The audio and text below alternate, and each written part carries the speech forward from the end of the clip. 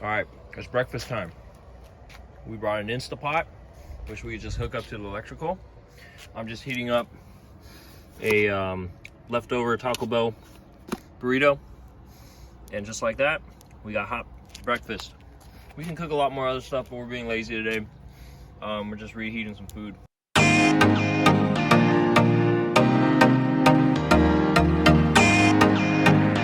All right, we have made it to the town of Aberdeen, and we are at our favorite coffee place, Dutch Bros.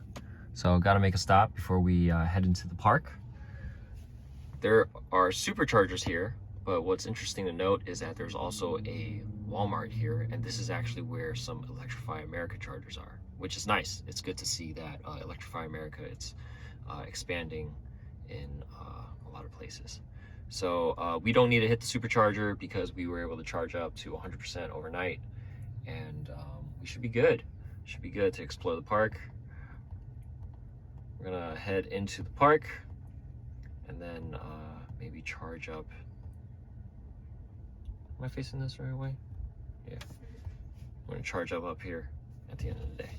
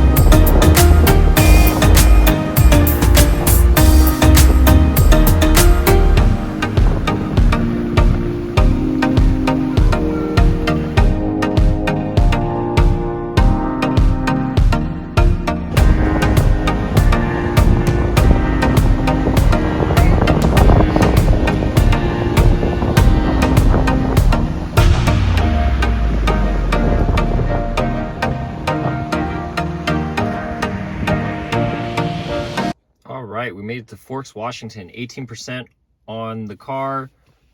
Portland Tesla service most likely, hopefully, has fixed the supercharging issue, so there should be no worries. We're gonna go ahead and plug it in. 18% left on the car, and we did a total of 223 miles. So I think the car would have made it to like 270, 280 miles on a full charge this time. We were taking it really easy today. A lot of one-lane roads, 55 miles an hour, so perfect condition for long range. All right, cool. Let's go and plug this guy in.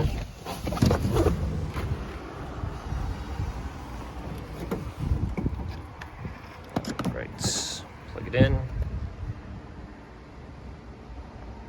Does it turn green any quicker? It's turning green much quicker. So I can already see the difference in how quickly supercharging activates, and it just ramps up immediately. Before we took it into the service station, it would click a few times and it would try to connect, and then right now, just immediately, as soon as I plug in, we're already up to 200, almost 250 kilowatts, which is the max charging rate, over 1,000 miles an hour. We probably won't even need to charge to a high state of charge today because our next supercharger is here in Sequim. It's only 60 some miles. So we'll probably just charge it up to maybe like 70% and we'll be good to go. All right. Pro tip, if you are at a supercharging station and you have absolutely no shade, just throw the windshield shade on the side of the window to block out the sun. I also got shades for the top of the Model 3 because of the glass roof. And even though it's tinted from the factory, it's definitely way cooler with the shades. Totally worth it, in my opinion. All right, so we started at about 6:45. It's now 7:04, 7:05, so that's about 20 minutes of supercharging. We are at 76%, which is more than enough. We actually spent all our time looking at maps and stuff, and we're done. So yeah, don't have to worry about charging extra now that we know supercharging is going to work every single time reliably. So that's an advantage of having reliable charging, and we're going to head to our hotel.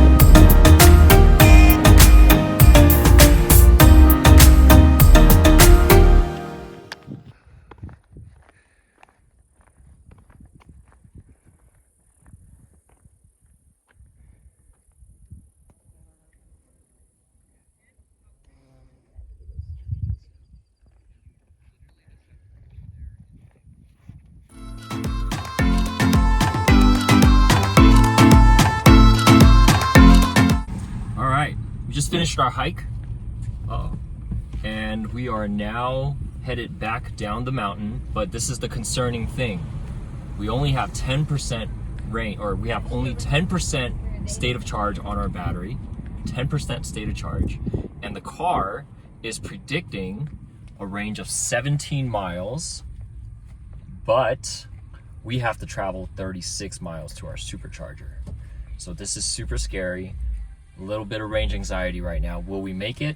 I'm pretty sure we'll make it. We have a whole bunch of downhill, but at the same time, the car is suggesting that we're not gonna make it because of the range and the fact that we only have 10% state of charge. But this is what I'm gonna do going downhill. I'm gonna go ahead and make sure that our regenerative braking's on low, so I have most momentum, so I don't have to hit the accelerator at all. And we'll be able to hopefully coast our way down, in addition to regenerating our state of charge. So right now at the top of the mountain, we have 17 miles to go all the way downhill. Hopefully we'll be able to regain, I think we're gonna regain like 5 to 8%. So hopefully at the bottom of the hill, we'll be at 15 or 18%, even though we are traveling more distance. All right, so this is an opportunity for the car to actually recharge. There's actually another Tesla over there. So it's cool to see a lot of Teslas. All right, so we'll see if I'm right at the bottom of the hill. If we are not at like 15 to 18% and we actually lost range going downhill, then that's when it's time to worry, but I don't think there's anything to worry about. We're gonna coast our way down and hopefully recharge this battery.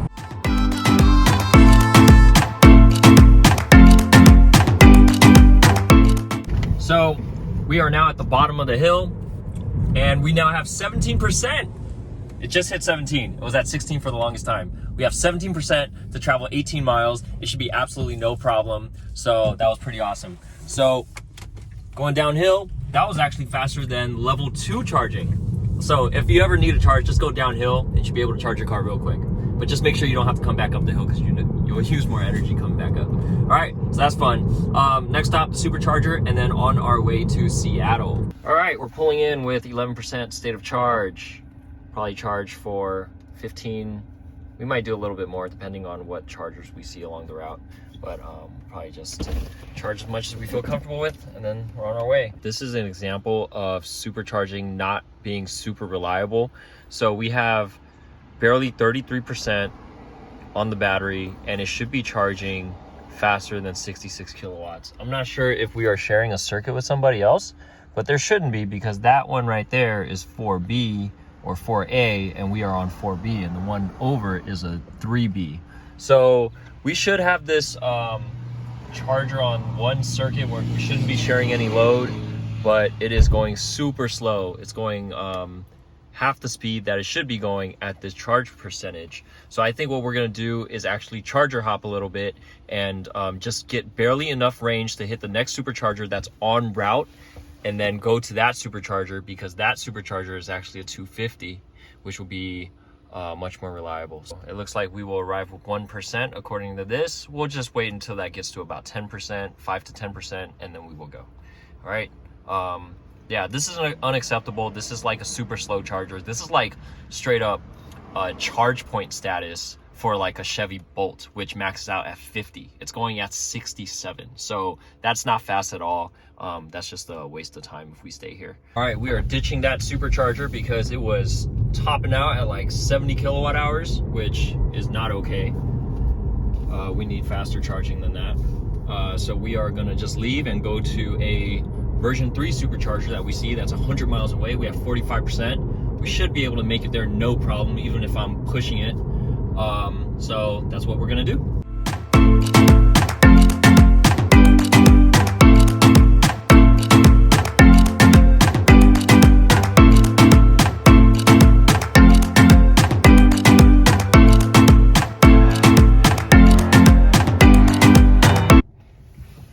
Made it 12%. We are gonna charge for 15 minutes because we gotta be at a dinner in a bit. So just grab this. This should be a 250 kilowatt charger. Pull it out, clean it out. Here we go.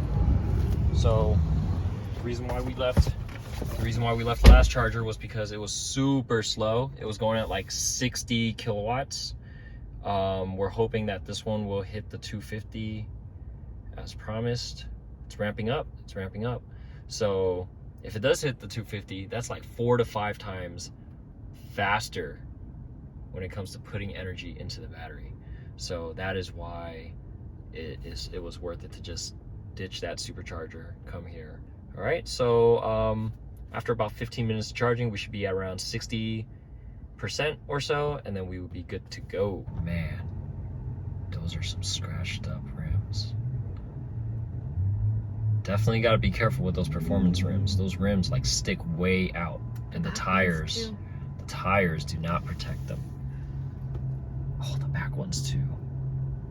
I don't know, maybe it's a style. I don't know. You guys let me know. Does that look cool or what? All right, so we charged for less than 15 minutes. I think we charged for 12 minutes. We're almost at 60%, 56%. That's gonna be more than enough for what we're doing. And we'll just hit a supercharger later if we need to, but we're not gonna go any more than that. We gotta hit our destination, eating some Chinese food at Hong Kong Bistro.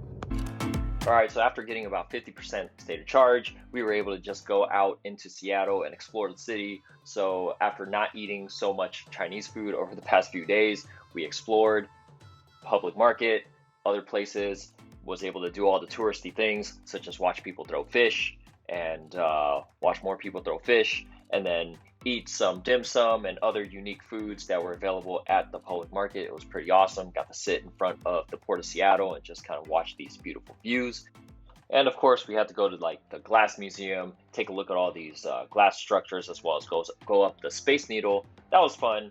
Overpriced elevator, but amazing views. I highly recommend that if you're going to do this, try to go on a not so busy day. I think it was like 1 or 2 hours just to get up there. But once we got up there, it was really nice, and we got to see a great view of Seattle. We did other touristy stuff, and then the next day we headed out to Glacier National Park in Montana. I hope you guys have been enjoying this trip so far. Make sure you guys like the video, subscribe to the channel for more content. I actually have a video coming up where I top out the Model 3 at 145 miles an hour on the salt lakes of Bonneville Salt Flats. So make sure you guys subscribe, and I'll see you guys next time. Peace.